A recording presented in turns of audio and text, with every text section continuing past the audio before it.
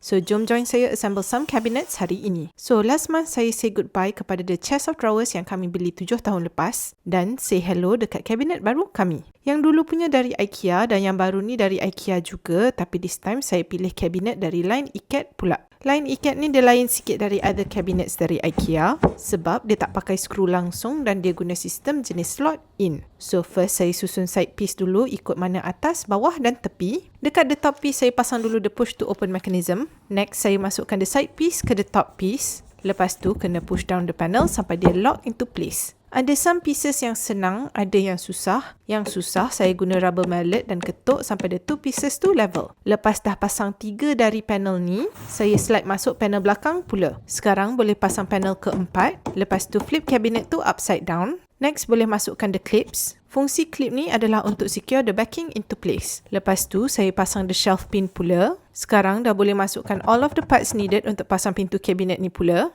Repeat untuk the other side juga. Untuk part yang akan masuk dalam pintu kabinet ni, hati-hati untuk this step. Ada 2 jenis pin, satu yang ada spring dan satu yang tak ada. Setiap pintu guna satu yang ada spring dan satu yang tak ada spring. Kalau salah guna sampai dah siap pasang the door kepada the frame of the cabinet, susah nak remove untuk baiki isu ni. Trust me, I learned this the hard way. Lepas dah check if pintu betul, boleh insert the door. Lepas tu lock the door in. And all done for this part. Follow along for part 2 untuk tengok macam mana saya upgrade this cabinets untuk fit in better dengan the space. Seperti biasa, jangan lupa untuk baca my caption for more details and link number. And thanks for watching everyone. Till next time.